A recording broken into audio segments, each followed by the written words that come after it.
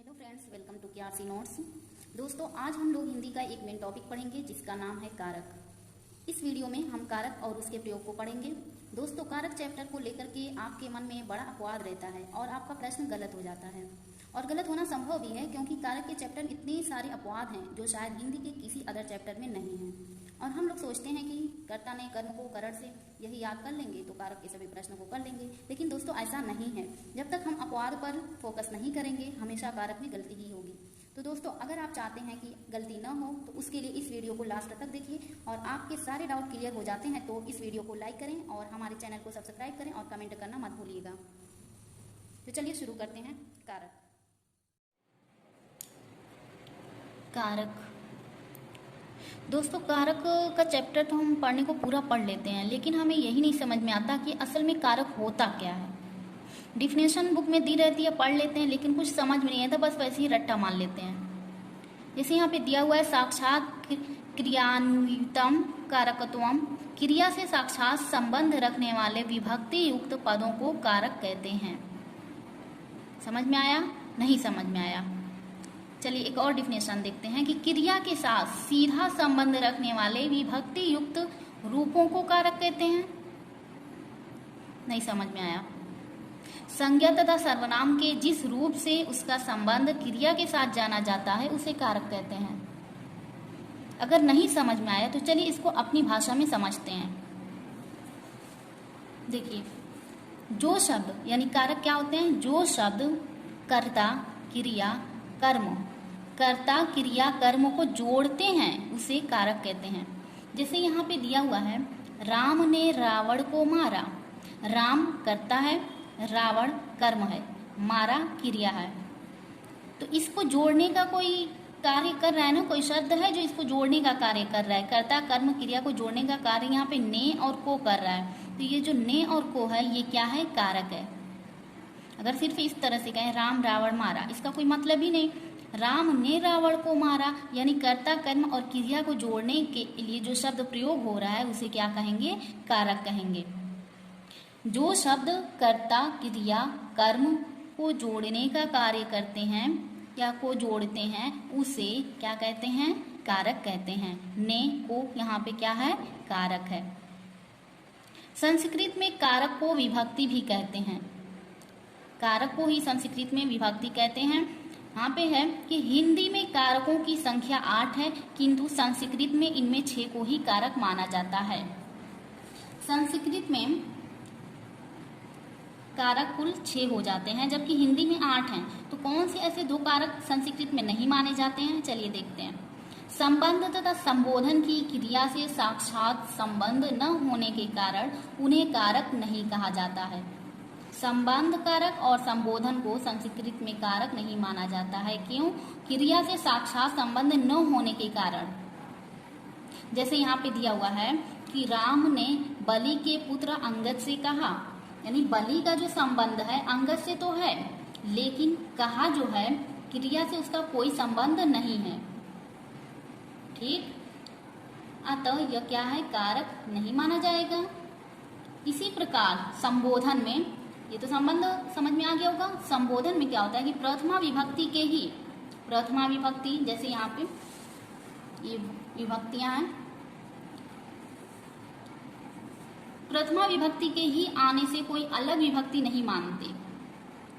प्रथमा विभक्ति के आने से ही कोई अलग विभक्ति नहीं मानते। इस प्रकार संस्कृत में 6 कारक मानते। मतलब ये कि संबोधन कारक जो है वो कर्ता कारक से निकला माना जाता है। यानी ये जो है संबोधन कारक ये कर्ता से निकला माना जाता है, और संबंध कारक जो है ये संप्रदान कारक से निकला माना जाता है। संबोधन कारक कर्ता कारक से निकला माना जाता है और संबंध संप्रदान से निकला माना जाता है। तो इस प्रकार संस्कृत में इन दोनों को हटाकर संबंध और संबोधन को 6 कारक बचे। कर्ता कारक, कर्म कारक, करण कारक, कर्ता कारक, कर्म कारक, कर्म कारक, करण कारक और संप्रदान कारक, आपादान कारक और अधिकरण कारक। लेकिन इसमें 7 विभक्तियां होती हैं, प्रथमा, द्वितीया, तृतीया, चतुर्थी, पंचमी, षष्ठी तथा सप्तमी। और इसको सामान्य रूप में इस प्रकार लिखा जाता है। तो सबसे पहले इसका चिन्ह है यहाँ पे, इन कारकों का चिन्ह यहाँ पे है जो हिंदी में प्रयोग होता है, हिंदी के वाक्यों में। कर्ता ने कर्म को करण से या द्वारा या के साथ, संप्रदान के लिए, आपादान से यानी अलगाव के लिए, संबंध का कि के रारी रे नानी ने, अधिकरण में पय पर, संबोधन हे अरे ओ, ये सब इसमें आएगा। तो इसको तो याद करना पड़ेगा कि कर्ता ने कर्म को करण से, ठीक। तो ये तो बहुत इजीली याद हो जाएगा, सबको याद भी रहता है ये। तो चलिए अब सबको डिटेल से पढ़ते हैं, एक एक करके सबको डिटेल से अच्छे से समझते हैं। कारक, कारक विभक्ति चिन्ह पहचान उदाहरण। तो सबसे पहला जो है वो कर्ता कारक है, यानी प्रथमा विभक्ति में आएगा। इसका जो चिन्ह है वो ने है। पहचान कौन, यानी जहां वाक्य में ने चिन्ह का प्रयोग अप्रत्यक्ष या परोक्ष रूप से हुआ हो वहां कर्ता कारक होगा। अब ने चिन्ह का प्रयोग प्रत्यक्ष रूप से भी हो सकता है और अप्रत्यक्ष रूप से भी हो सकता है। जैसे यहाँ पे है राम ने रोटी खाई, राम ने रोटी खाई, यहाँ पे ने दिया हुआ है, दिखाई दे रहा है, तो यहाँ पे कर्ता कारक होगा। इसका प्रभाव इस कर्ता पे पड़ रहा है ना, राम क्या यहाँ पे कर्ता है, तो इसका प्रभाव कर्ता पे पड़ रहा है, तो इसलिए यहाँ पे कर्ता कारक होगा। बालक पुस्तक पढ़ा, कौन पुस्तक पढ़ा, कौन पहचान है कौन, बालक पुस्तक पढ़ा, कौन पुस्तक पढ़ा, बालक ने पुस्तक पढ़ा, यानी ने छिपा हुआ है, परोक्ष रूप से यहाँ पे दिया हुआ है, यानी ने छिपा हुआ है, तो यहाँ पे भी क्या होगा, कारक कर्ता कारक होगा। राम ने रोटी खाई, कौन रोटी खाया, राम, कौन पुस्तक पढ़ा, बालक, राम ने रोटी खाई, बालक ने पुस्तक पढ़ा, ऐसे भी हो सकता है। तो चाहे प्रत्यक्ष रूप से दिया रहे या परोक्ष रूप से दिया रहे, जब पहचान कौन की होगी तो वहां पे कर्ता कारक होगा, जरूरी नहीं कि चिन्ह दिया हो। अब देखते हैं कर्म, कर्म कारक द्वितीय विभक्ति। इसका जो चिन्ह है वो है को, पहचान है क्या। यहाँ पे एग्जाम्पल है, अध्यापक ने छात्रों को दौड़ाया, को दौड़ाया, उसने रोटी खाई, अध्यापक ने छात्रों को दौड़ाया। अब यहाँ पे जो ने है, यहाँ पे ने कर्ता कारक में आएगा, छात्रों को दौड़ाया, प्रभाव को का किस पे पड़ा है, कर्म पे पड़ा है, को का प्रभाव कर्म पे पड़ा है, तो इसलिए यहाँ पे कर्म कारक होगा, यहाँ पे कर्म कारक को। उसने रोटी खाई, उसने रोटी को खाया, यहाँ पे है उसने क्या खाया, उसने क्या खाया, उसने रोटी को खाया या रोटी खाई। अध्यापक ने छात्रों को दौड़ाया, ठीक। देखिए अब इसमें कुछ अपवाद भी हैं, जरूरी नहीं को दिया हो, और कुछ कंडीशन ऐसी हैं जहां कर्म कारक होंगे, वहां पे को नहीं होगा लेकिन कर्म कारक होंगे, तो वहां पे अपवाद को देखना जरूरी है। आप अपवाद पे फोकस नहीं करते इसलिए एग्जाम में प्रश्न गलत करके आते हैं, लेकिन अपवाद पे फोकस करना बहुत जरूरी है। तो चलिए देखते हैं अपवाद को। कर्म कारक में अपवाद है, यदि हिंदी वाक्य में निम्नलिखित शब्दों में से कोई शब्द आए तो उसमें कर्म कारक का प्रयोग होता है। जैसे यहाँ पे कुछ शब्द दिए हुए हैं, अगर ये शब्द किसी वाक्य में आए तो वहां पे कर्म कारक होगा ही होगा। अब उसमें कर्म को नहीं देखना है कि को आएगा तभी कर्म कारक होगा। अगर ये शब्द आएंगे जैसे दूहना, मांगना, पकाना, दंडित करना, चुनना, चेतन पदार्थों के साथ, बोलना, ले जाना, चुराना, बुलाना, सुलाना, कोसना, पुकारना, जमाना, भगाना आदि, या सर्वत्र, चारों ओर, एक और, दो और, तीन और, चारों ओर, पांच और, जो भी है, और जाने के अर्थ में अगर इन सब का प्रयोग होगा तो वहां पे कर्म कारक होगा। जैसे यहाँ पे वो गाय से दूध दूहता है, तो यहाँ पे से आया हुआ है। अब आप कहेंगे ये तो करण कारक होगा, यहाँ पे से है तो, लेकिन ऐसा नहीं है। आपको यहाँ पे कुछ भी रहे, कोई भी कारक चिन्ह रहे, लेकिन अगर इन शब्दों का प्रयोग होगा तो वहां पे कर्म कारक ही होगा। तो यहाँ पे दूना है, दूता है, तो इसलिए यहाँ पे कर्म कारक होगा। जैसे यहाँ पे गांव के चारों ओर वृक्ष हैं, गांव के चारों ओर, सर्वत्र, यानी ऐसे एक और, दो और, मतलब इस तरह की बातें कही जाए तो वहां पे भी कर्म कारक होगा। गांव के चारों ओर वृक्ष हैं, तो यहाँ पे क्या होगा, अब के को नहीं देखेंगे, यहाँ पे क्या देखेंगे, ये चारों ओर, सर्वत्र, तो यहाँ पे क्या होगा, कर्म कारक होगा। ये कुछ अपवाद हैं जिसे आपको अच्छे से याद करना है, तभी एग्जाम में आप 100% सही करके आएंगे। वो बाजार जाता है, वो बाजार जाता है, जाने का काम हो रहा है ना, जाने के अर्थ में यहाँ पे दिया है। वो बाजार जाता है, जाने का काम कर रहा है, तो इसलिए यहाँ पे भी कर्म कारक होगा। माँ रसोई घर में खाना पकाती है या खाना खाती है, तो खाना पकाना, खाना, ये सब क्या होगा, सब कर्म कारक में आएगा। चोर दुकान से धन चुराता है, चुराना, तो यहाँ पे भी क्या होगा, कर्म कारक ही होगा। अब यहाँ पे से नहीं देखना है, के नहीं, ये सब नहीं देखना है। अगर ये शब्द प्रयोग हुए हैं तो वहाँ पे कर्म कारक होगा। तो ये कुछ अपवाद हैं जिसे आपको एकदम ये रट लेना है, ठीक। चलिए अब देखते हैं करण कारक तृतीया विभक्ति। इसका जो चिन्ह है वो से है या के द्वारा। पहचाने कैसे, यहाँ पे रीना साइकिल से स्कूल जाती है।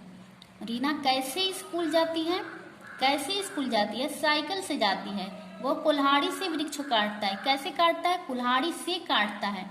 तो यहाँ पे से आपको दिखाई दे रहा है, रीना साइकिल से स्कूल जाती है, वो कुल्हाड़ी से वृक्ष काटता है, तो यहाँ पे क्या हो जाएगा, करण कारक हो जाएगा। और इसके भी कुछ अपवाद हैं, तो चलिए अपवाद को देखते हैं। करण कारक के अपवाद हैं साथ, अंग भंग, समय पूछा या समय बताया जाता है। यानी इसको आपको याद करना पड़ेगा, साथ, अंग भंग, यानी किसी अंग में भंग हो या किसी का साथ हो या फिर समय पूछा जाए या समय बताया जाए। जैसे यहाँ पे एग्जाम्पल है कि मैं पिताजी के साथ बाजार जाता हूँ, मैं पिताजी के साथ बाजार जाता हूँ, तो साथ की बात कही जा रही है, इसलिए यहाँ पे करण कारक होगा। वो पैर से लंगड़ा है, वो पैर से लंगड़ा है, वो आंख से अंधा है, वो मतलब इस तरह से अंग में भंग पैदा हो तो वहां पे भी करण कारक होगा।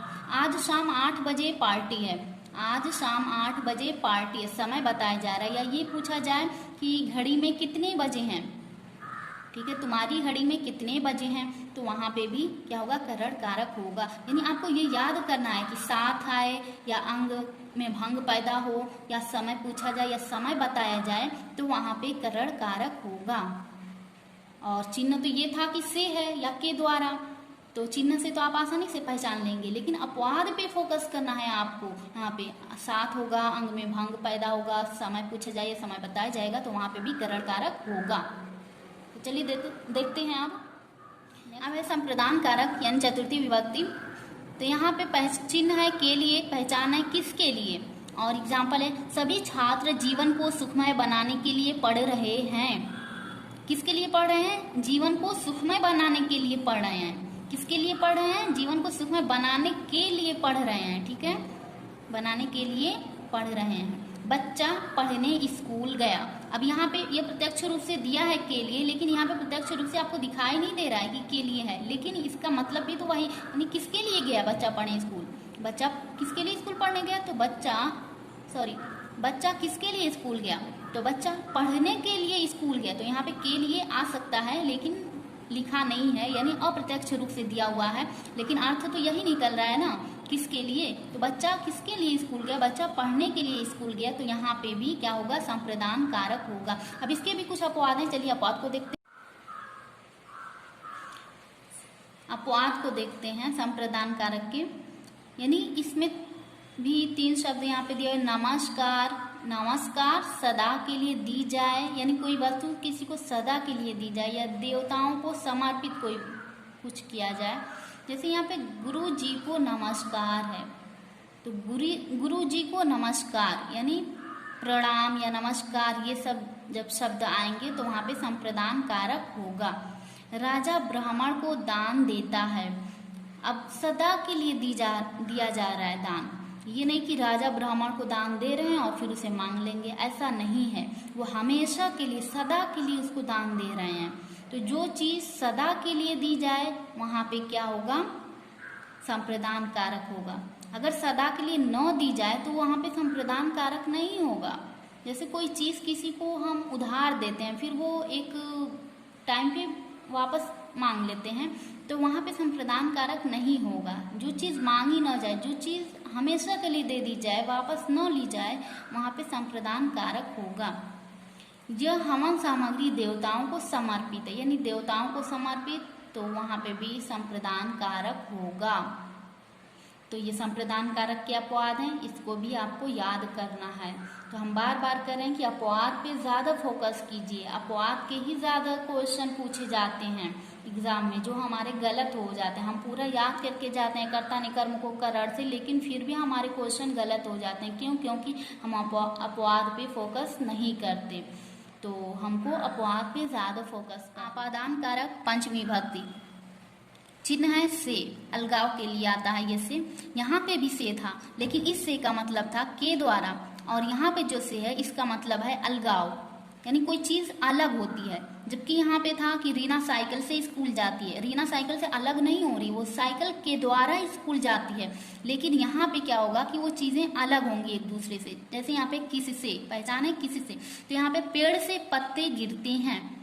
अब पेड़ से जो है पत्ते अलग हो रहे हैं, अलगाव हो रहा है ना। यहाँ पे पेड़ से पत्ते गिरते हैं, किससे गिरते हैं? पेड़ से, ठीक है, किससे? पेड़ से, पेड़ से पत्ते गिरते हैं, तो यहाँ पे अलगाव हो रहा है। यहाँ पे रीना साइकिल से स्कूल जाती है, तो ये नहीं कि सिर्फ से देखेंगे और कहेंगे कि करण कारक है, नहीं। जब अलगाव होगा तो वहां पे आपादान कारक होगा। जैसे बिल्ली छत से कूद पड़ी, बिल्ली छत से कूद पड़ी। अब बिल्ली तो नीचे आ गई और छत वहीं है, यानी दोनों एक दूसरे से अलग हो गए, अलगाव हो गया है। तो यहाँ पे भी क्या होगा? आपादान कारक होगा। तो इसमें भी कुछ अपवाद है, चलिए अपवाद को देखते हैं। तो यहाँ पे ये तो आसानी से आप समझ सकते हैं कि कहीं पे प्रत्यक्ष रूप से आएगा, कहीं अप्रत्यक्ष रूप से आएगा। तो इस पे थोड़ा सा ध्यान देंगे और साथ साथ अपवाद पे भी ज्यादा फोकस करेंगे, ठीक है। तो चलिए अपवाद को देखते हैं। तो इसमें अपवाद है आपादान कारक में, जहां पर दो व्यक्तियों या वस्तुओं की तुलना की जाए, यानी दो व्यक्तियों की या फिर दो वस्तुओं की तुलना की जाए, या फिर व्यक्तियों और वस्तुओं की तुलना की जाए दूसरे से, तो वहां पे क्या होगा? आपादान कारक होगा। जैसे राम सीता से अधिक सुंदर थे, तो राम अधिक सुंदर थे किससे? सीता से। तो यहाँ पे कंपैरिजन हो रहा है ना, तो जहां पे कंपैरिजन होगा तो वहां पे आपादान कारक होगा। सीता गीता से बड़ी है, तो यहाँ पे भी कंपैरिजन, तुलना की जा रही है, तो यहाँ पे क्या होगा? आपादान कारक होगा। राधा चांद से भी अधिक सुंदर थी, राधा चांद से भी अधिक सुंदर थी, तो तुलना राधा की किससे की जा रही है? चांद से की जा रही है। तो तुलना की जाएगी जब दो व्यक्तियों की या वस्तुओं की, तो वहां पे आपादान कारक होगा।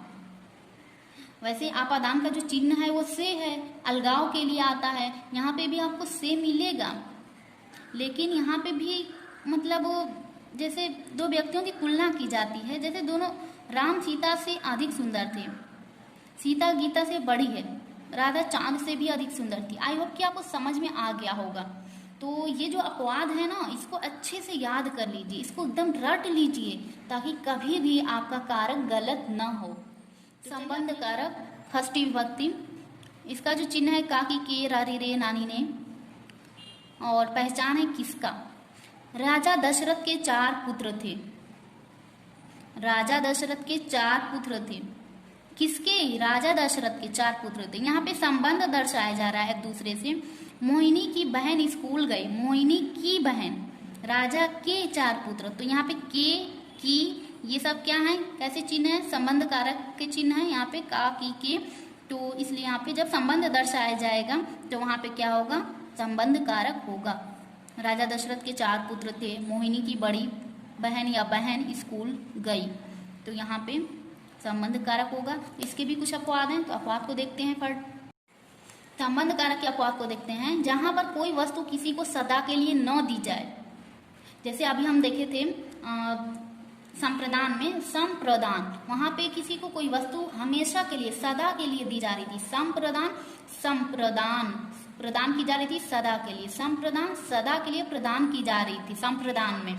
लेकिन संबंध में उसके अपोजिट है, कोई वस्तु किसी को सदा के लिए न दी जाए, यानी किसी को कोई चीज दी जा रही है, फिर उसको एक समय पे मांग लिया जा रहा है या वापस ले लिया जा रहा है, तो वहां पे संबंध कारक होगा। जैसे यहाँ पे कि मैं धोबी को कपड़े देता हूँ, अब धोबी को कपड़े हमेशा के लिए नहीं दिया जा रहा है, बस धुलने के लिए दिया जा रहा है, वो धुल के वापस कर देगा, तो मैं धोबी को कपड़े देता हूँ, यहाँ पे संबंध कारक होगा। रामू अपने मित्र को पुस्तक देता है, रामू अपने मित्र को पुस्तक दे रहा है, फिर वो कुछ समय बाद वापस ले लेगा जब उसका काम हो जाएगा, तो ठीक है।